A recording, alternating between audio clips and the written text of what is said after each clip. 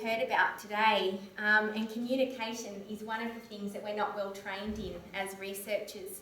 I would just say I see this as an opportunity rather than a challenge. I think if you seek and listen to regular consumer feedback, that will help you develop your communication skills. We are judged on this all of the time when we go for promotion, in fellowships. It's an essential life skill, I think, not just a researcher skill, and you'll become a better leader, collaborator and team member.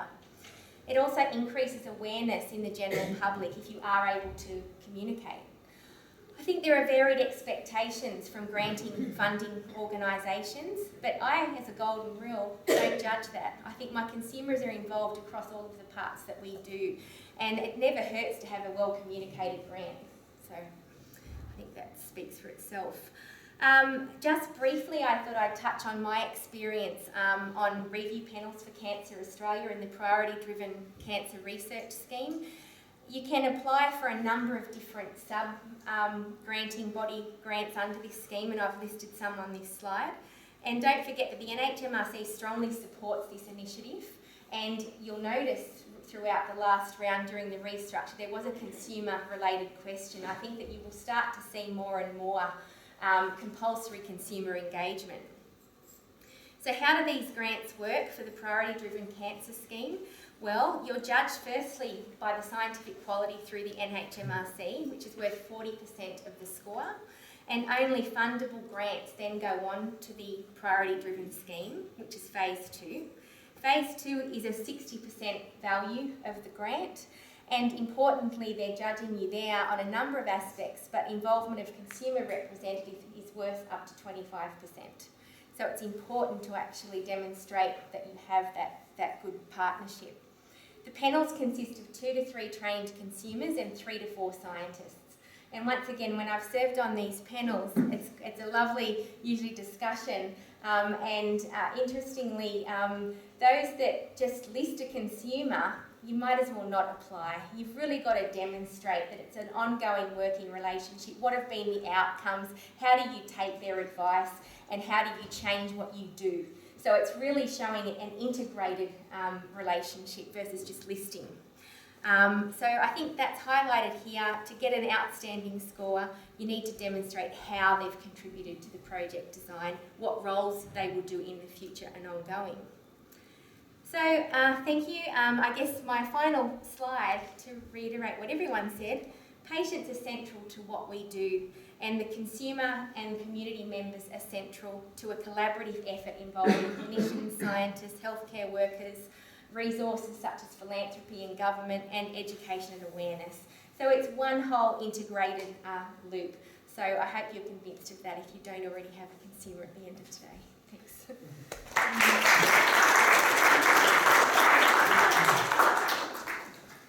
Okay, so our next speaker needs no introduction. Stephanie McMillan is the Program Manager for the Cancer Institute-supported Translational Cancer Research Network. I've worked with her closely, and I can say she's essential in coordinating several of these types of initiatives and has extensive experience on formulating strategic research proposals which require interdisciplinary teams, including consumers. Thank you, Steph. Thank you, Phoebe.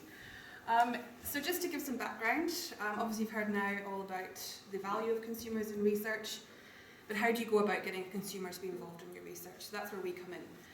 So for those unfamiliar with the Translational Cancer Research Network, we are one of 7 Translational Cancer Research Centres in New South Wales, funded through the Cancer Institute, and we're based at UNSW, and you can see on the screen all our partners. So South East Sydney Local Health District and all the hospitals within that, and a couple of other academic institutions.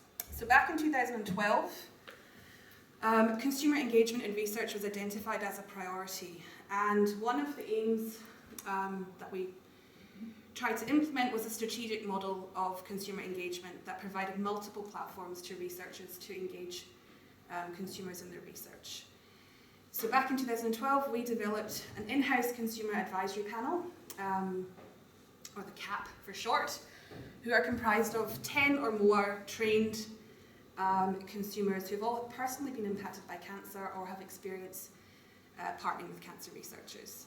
So we've got pictures of all our panel's members up there. So Susan Taylor, Janet Waddle, Ruth Lillian, Catherine Leaney, Sue Succi, Peter Lewis, David Seenet, who's in the audience today, Jeff Cuff, Jill Stannard, Gillian Begbie, Sue McCulloch, and Phil Mendoza-Jones, and Stella Junn as well, who's our project officer who brings everyone together.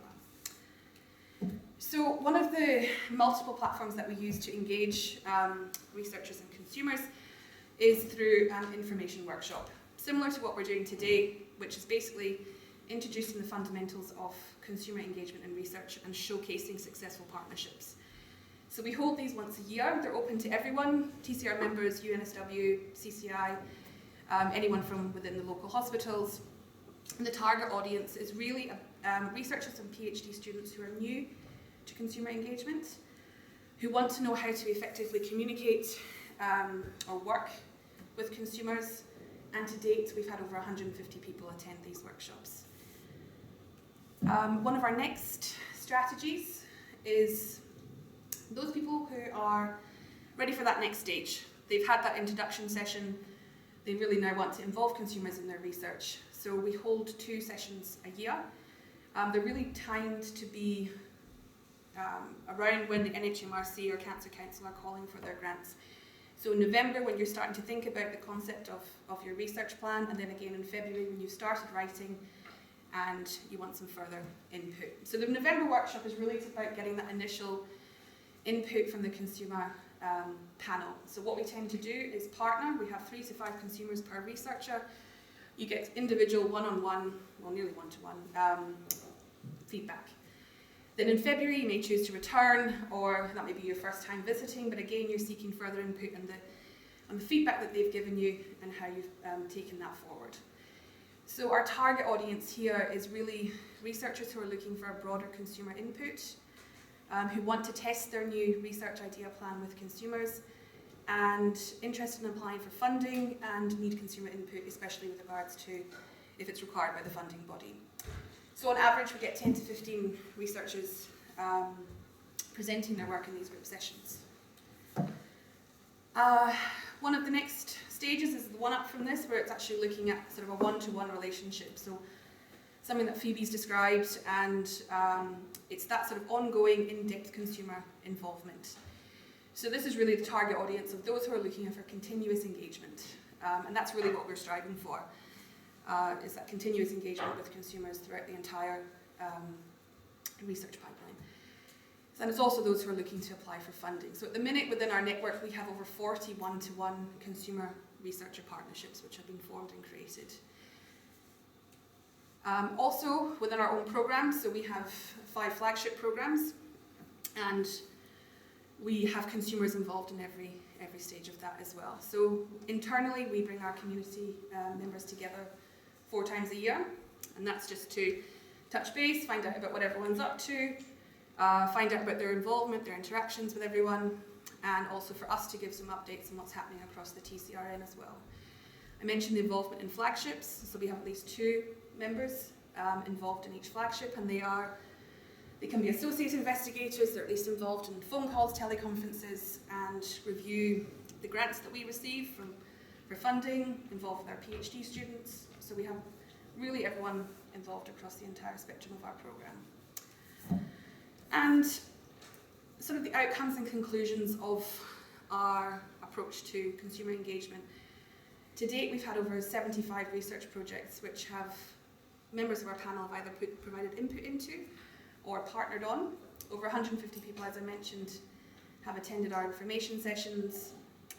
Consumers are now named as associate investigators on our flagship projects. And in one of our recent surveys, consumer engagement was named as one of the most valued research support services that we offer as a centre. And it really is one of the most enjoyable aspects of what we do. So just to acknowledge, I just want to acknowledge all the members of our CAP, both past and present, and also a big acknowledgement to Stella, who really has been there since 2012 and really is the driving force for this group. So, thank you.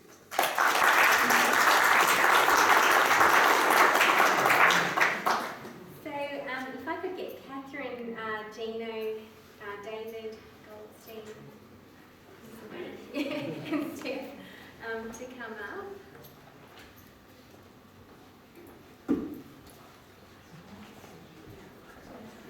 And so if I'll start with questions from the floor. Does anyone have any questions for the panel? I'll start, get people warmed up. So what qualities do you think are essential for good researcher-consumer partnership? So individual qualities. Well, I think a willingness to learn, because as everyone has said, for those of us who are not medical or science-based people, the terminology, the whole process is completely different from what we've ever experienced before, because our experience has been on the receiving end. So a willingness to spend time to learn, patience, curiosity, Gino? Yeah, I think there has to be trust there as well as respect for contributions of different people. What do the researchers have? My apologies today. Researchers, patience, a willingness to engage with the consumer and understand the role, I think. Spend time getting to know us and put aside time on a regular basis. Some of my researchers are much better than others at making contact, and really we think it's up to the researcher to make the contact, not the consumer. And I've got a number of my researchers out here, so when I know if I'm coming out to meet with one of them, I'll contact all the others and say, are you available? And I try and do as many meetings on the one day. But it's, it is tough for some of them. I suppose the other thing is it's quite a relatively new concept. It's only, I suppose, been around for 5 or 6 years. I think in the UK it's been over there for longer. But something that, the way I was explained to me was just thrust upon researchers and say, you've got to get a consumer involved in your project. And the support wasn't really there. There weren't a lot of trained consumers out there. So when I did the training, I think one of the people, one of the consumers that come along said, I think we did about 40 grants in like a few weeks, and she almost died. Can you imagine? So I think there's more of us out there now, which should make it a bit easier for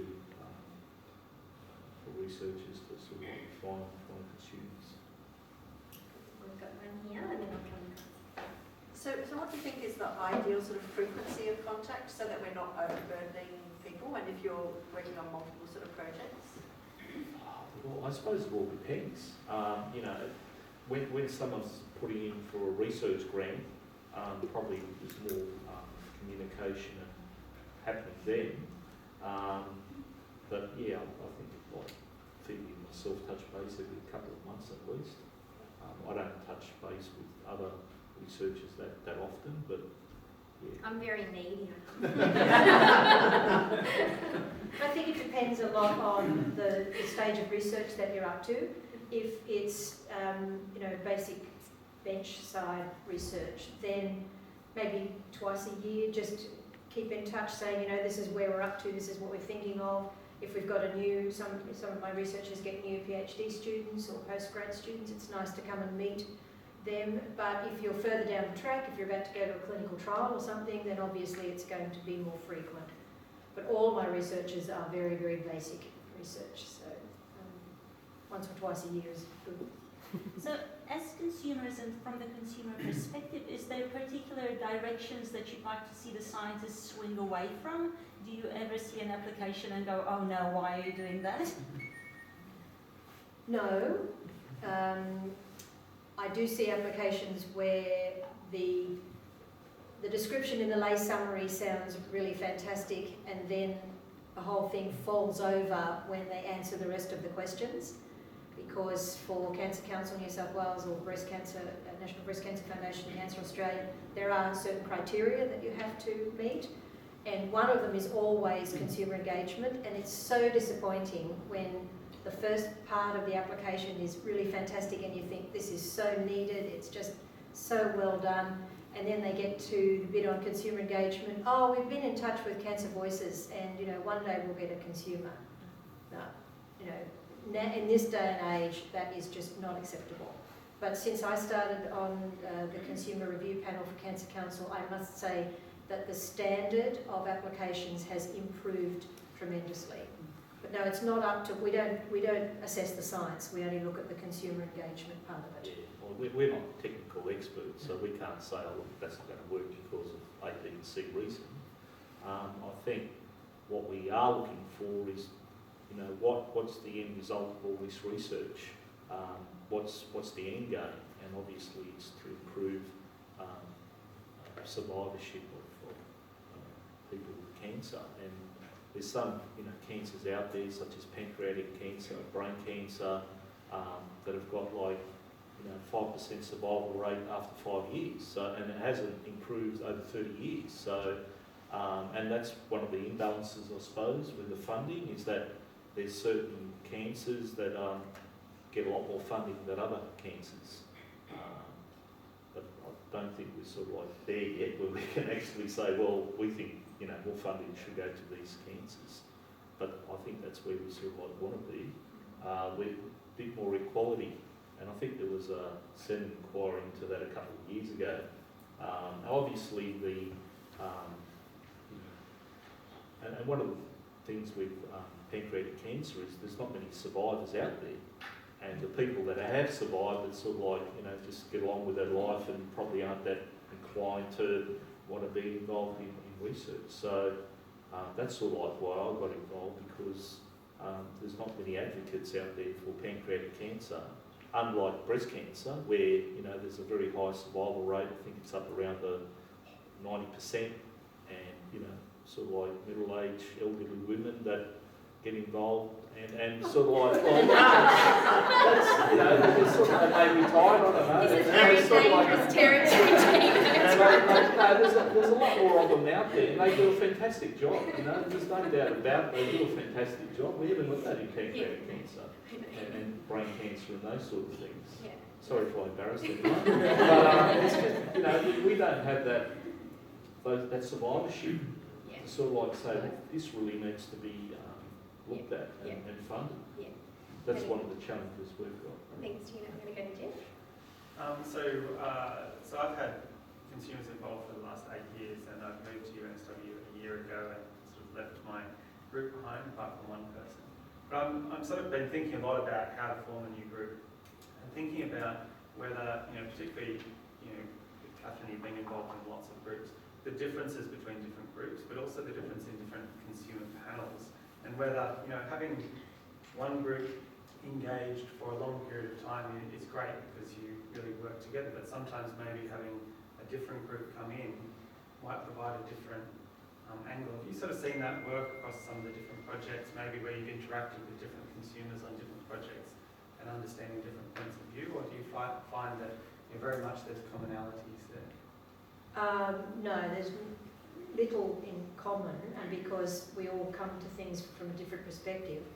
I can say that the model that Stephanie talked about, that Stella helped to establish for the Consumer Advisory Panel here at the university, is absolutely a fantastic model. It's the perfect model. I was invited earlier last year to be a founding member for the National Breast Cancer Foundation's Consumer Advisory Panel, and they don't have anything like that. It's got the name, and I haven't met any of the other members of it, so that's a completely different model. In terms of different ways of interacting, I think it's good to have two consumers because, again, we come to the interaction from completely different perspectives. And we had 5 in our. Yeah, well, 2 as a minimum, yeah. The more, well, maybe the more, not the merrier. They might be tripping over each other, and, you know, you've got to try and organise time to interact with them all. So you've got busy lives as well.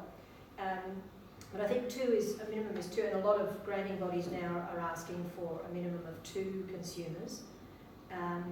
because one can then spark off the other, and that's one of the things that we do in the Consumer Advisory Panel here at the TCRN. We meet a couple of times a year where researchers come in and present their research to us, and we all look at it from a different angle, we all hear different things when they're presenting their work, so we ask different questions.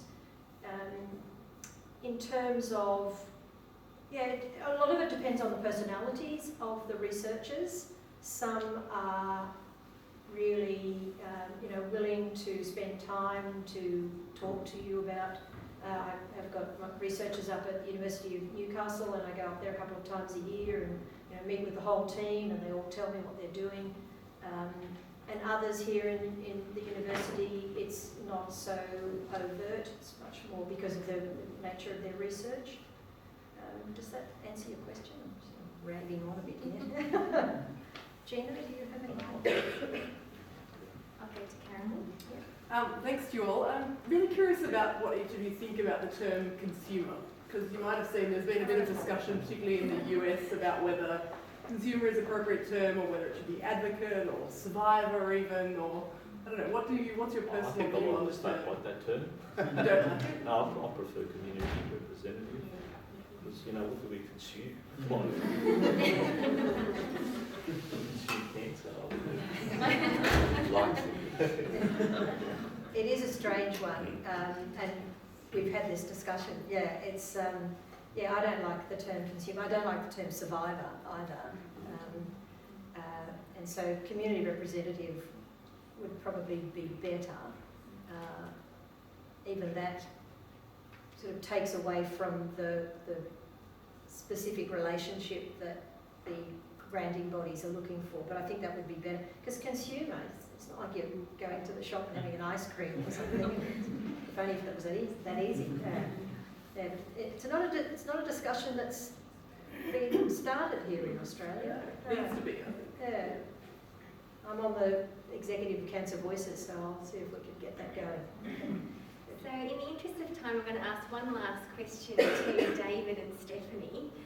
So what is the future in regards to TCRN, and how are you going to innovate the next stage of education of consumers and researchers? So I guess there are a few things. Just before I answer, one of the most important experiences I had was actually with a patient on a trial many years ago with a rare cancer that had not really been thought about much, called gastrointestinal stromal tumor. And what had happened was that finally some scientific interest had generated an understanding of how addicted it was to one particular pathway, and that blocking that addiction could profoundly affect an untreatable disease. And one of the early participants in the early trial eventually became the chair of the Australian Gastrointestinal Trust Group. So that's kind of the trajectory that's possible as you become more engaged and you get involved in what's going on, and then you start to develop a broad picture. And the investigators in the room, the clinical scientists, said, we would like that person to be our leader and chair our group. So I think to me that's like a very profound example of where the whole process can end up. And it's probably something that we should continue to think about how we endorse. The other one that absolutely impresses me is one of our own consumers who got to the point where they actually now run a component of the lab project. They've been taught how to grow the cells in vitro. They have chosen the drugs they think are of interest to pursue and understand the mechanism by which it works within the global context of what that project's about, not just doing their own. To me, that's another direction that's really quite remarkable and really worth celebrating. So there's a whole range from administration and big picture thinking for a whole organisation to hands-on, being under the hood, actually making something happen and seeing if you learn from it. So they're two extreme examples that I think we can really do a lot with. Excellent. Did you have anything to add, Steph? Just really, I'd like to see our group grow and really be able to support more engagement across both UNSW and across the health district as well. So really grow that engagement. Fantastic. Well, I'm sure you'll all agree. A wonderful panel discussion. Thank you for engaging the panel audience and great speakers. And special thanks to Gino and Catherine on behalf of TCRN and University of Hospital. Thank you.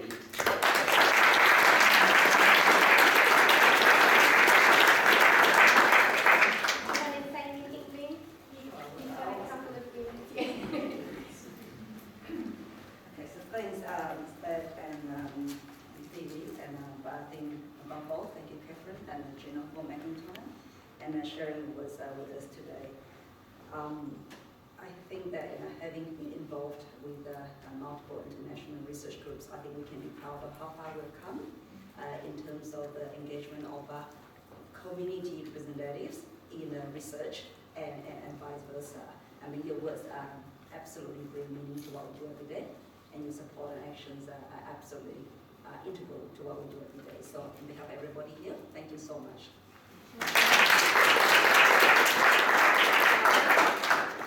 So our next roundtable will focus, following on from this very inspiring session, is that we'll be discussing patient-reported outcomes research, and our presenter will be Professor Bettina Meiser, and being facilitated by our senior medical oncologist, Professor Michael Freelander, and the date mark this in a diary, don't miss this, is on October the 15th, Tuesday, same time. So we see you then. Thank you very much.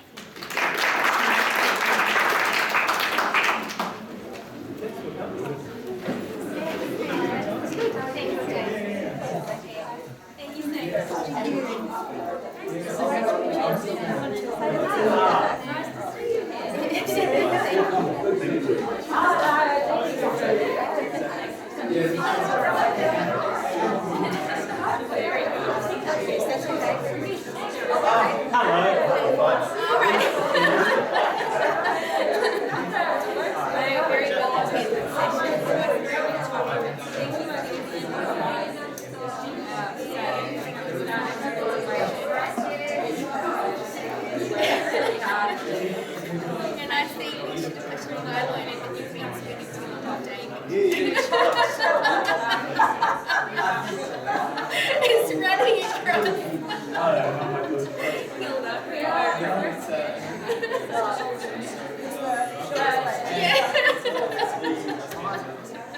How are you doing? All right? Yeah, we do, David. I think we spoke to that. Yeah.